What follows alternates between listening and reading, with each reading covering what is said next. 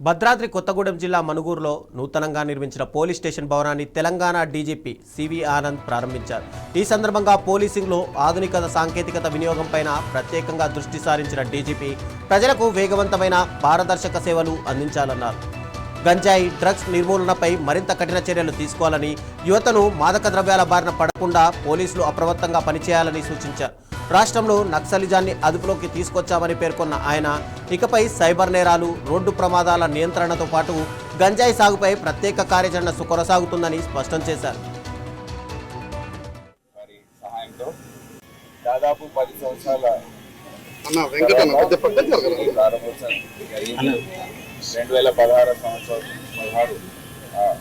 ఆ సంవత్సరంలో ఇది ప్రారంభమైంది.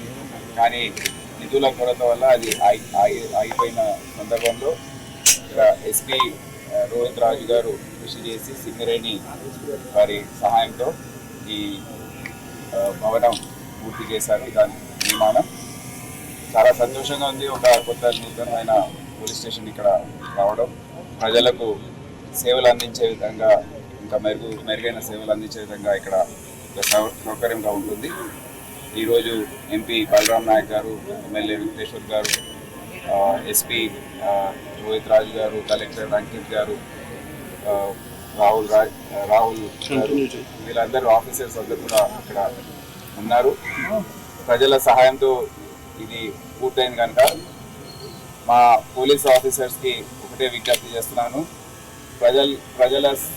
ప్రజలకు మంచి సేవలు అందించే విధంగా దానికి అనుగుణంగా విధులు నిర్వర్తించాలి.